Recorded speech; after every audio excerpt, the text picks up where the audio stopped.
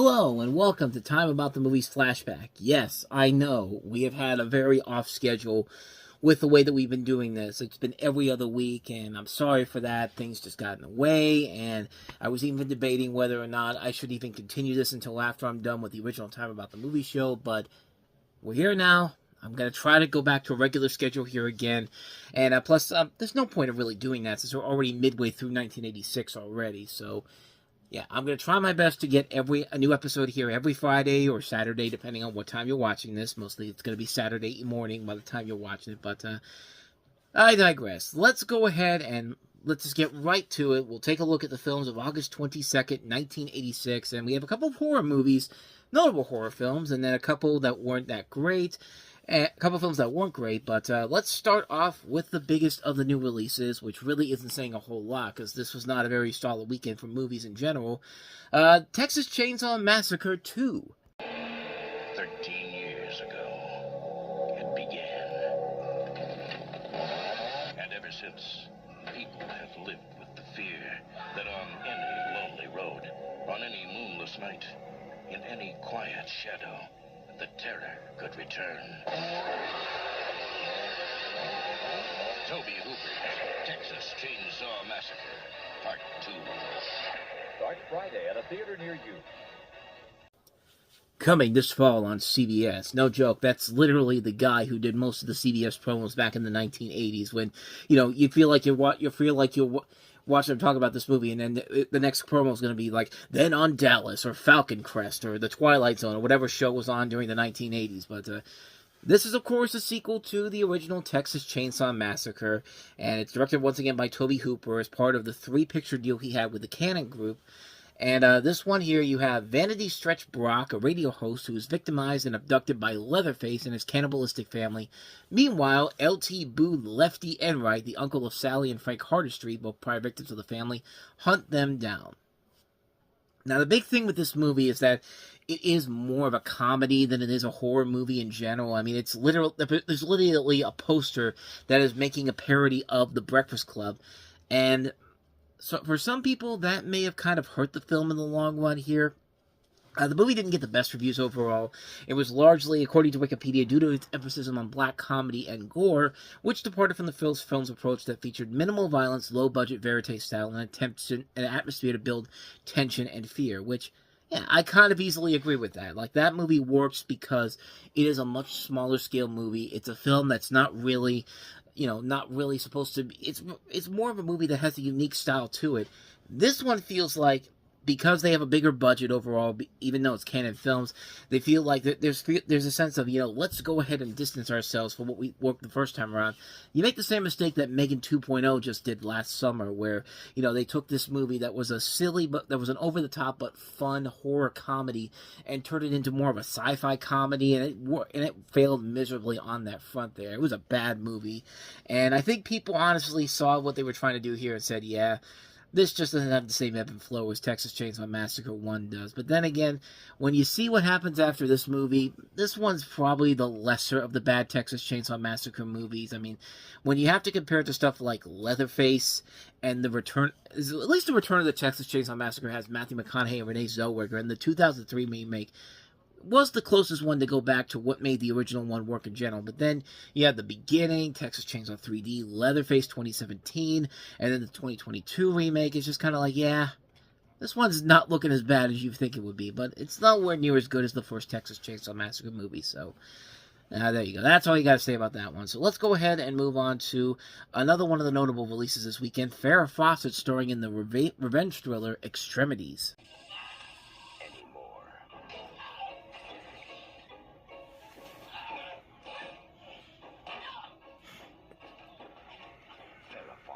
In a shattering portrait of a woman driven to extremities. Smile. What she did to survive is nothing compared to what she'll do to get even. Extremities. Look, just because The Burning Bed was one of the biggest TV movies of the 1980s doesn't mean you can go ahead and do this type of a film on the big screen and you're going to get the same effect from that. I mean, Yeah, this movie certainly is not on that level by any means. Farrah Fawcett plays an intended rape victim who manages to escape from her attacker but leaves her purse behind. Worried that he may visit her house and finish what he had started, she contacts the police, but what a shocker, they're unable to help because she has no proof. Like, it's one of those type of movies. Her worst fears are realized when, alone one day in the house, her attacker, played by James Remare, if I'm not mistaken. Is it James Remare? James Russo, I'm sorry, not James Remare. Completely different actor altogether, but her attacker visits and attempts again to rape her. Circumstances allow her not only to resist the attack, but to turn the tables and lock him away. And that's where her dilemma really starts. Does she release him and risk another attack? Does she go to the police and risk being called a liar? Or does she kill him and become as low as him? You understand how stupid this really is? I mean, here's the thing. This was originally a Broadway production. I mean, I think they said in the trailer, actually, that it was a New York City stage show. And, let's see here. I saw it just as I was leaving this page here. It says, in the source off-Broadway stage production, they had to have guards on hand because the violence would be so real, audience members would try to jump up on stage and help Fawcett. I mean, on stage, yeah, it could work maybe, but when you do a movie adaptation of it, yeah, it's not the same effect overall. It's a movie where it feels like it's a movie that feels like it really needed something to really give it a sense that it wasn't just a stage production. And sadly, this film feels overall like a stage production. It just feels like a stage production they put on the big screen, not like Hamilton, like what they did a couple years ago, where they took that and put it on the big screen. But it feels like something that should have just stayed on Broadway and just tried to do. It's like, if you're gonna do it in a way where it feels like a real movie and not just a film that feels like it. And on top of that, the whole idea of, does she go ahead and call the police and risk being called a liar? Just like, she's got the evidence she needs right there. It's just like, what the hell are you talking about? This movie really is a lousy attempt to try to make this film that could have some intriguing conflict behind it. I mean, an idea, of the rapee, the potential rapist taking on the rapee and essentially giving him the 1-2 and all that type of stuff. Like, that could be something intriguing overall, but it's just not in this movie, man. And again, it just feels like something straight out of a Lifetime movie. Like, back then, this would have been something that NBC would have tried to cash in with the success of The Burning Bed and said, we want to do another movie with Farrah Fawcett, and so let's go ahead and take this one out there and see what happens there. But then someone said, no, this is good enough for the big screen. And then again, that person is from Atlantic Releasing Corporation, which, I mean, they weren't really that great of a company overall, but they did have a couple of decent films overall. They were the company that put out Teen Wolf. They were the company that put out Night of the Comet. They have done some decent stuff, but not enough to say that this is something that really they should be that proud of. Like, this is, it's not a very good movie overall. It's a pretty lame film. So, anyway, let's go ahead and move on to easily the best movie of the week, and that is Night of the Creeps. The night of the formal is finally here. Oh, I got good news and bad news, girl. The good news is your dates are here. What's the bad news? They're dead. Night of the Creeps. They are a new breed of terror. They get in through your mouth, and you walk around while they incubate. Night of the Creeps. If you scream, you're dead. I mean, honestly, the movie can just be sold on the line by Tom Atkins there. Your dates are here, girls. What's wrong? But that's the good news. What's the bad news? They're dead. I mean, can't get any more straightforward than that. This is, of course, Night of the Creeps, and in the film, it's a college student and his best friend stealing a cadaver from a cryogenics lab as part of an initiation rite at a local fraternity. The corpse is an undead body from the late 1950s and is under the control of an extraterrestrial organism. Soon, several other people are infected with these alien slugs. Now, this is written and directed by Fred Decker, who, of course, would later go on to become more successful with the Monster Squad, and then he directed RoboCop 3, which was not successful, but this is still a very fun movie. It's the Toy Boat.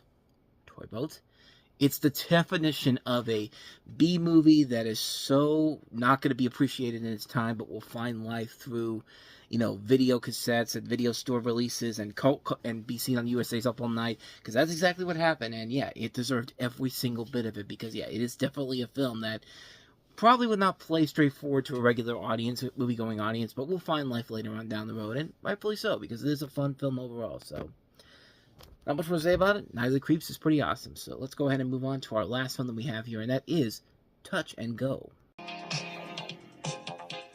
When you're the hottest name in sports, you expect the crowds to cheer you, Excuse me. the girls to chase you, I'd give anything for your autograph.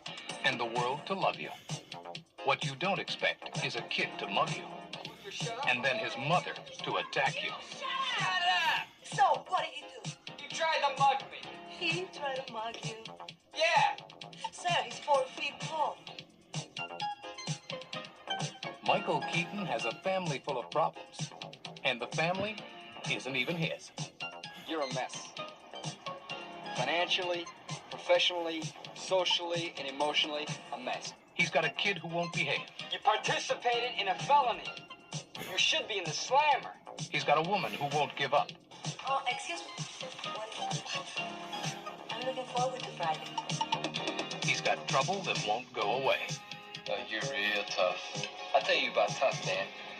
You know, when I was about your age, right? What are you telling me for? I look like Bill Donahue? This is hopeless. This can never work with us. I know. How do you know that? Does he look like a man in love? Does she look like a woman who will let him off the hook? What? Yeah. Touch and Go. Coming this fall on ABC. We already started the show off with a Texas Chainsaw Massacre 2 trailer that sounds like a CBS promo, so why not have a movie that sounds like an ABC sitcom? I mean, that literally is what it sounds like, but this is Touch and Go, a movie that, I was going to show, but it's not, a movie that you probably have never even heard of, with Michael Keaton and Maria Conchita Alonso among the cast. You would think you would remember it, but... So you have Michael Keaton as a pro ice hockey player in Chicago, and as always, he's expecting cheering crowds and beautiful women coming after him. But one day, a gang of youths begin to mug him, but he manages to fend them off and then catches the youngest member of the group, Luis De Leon.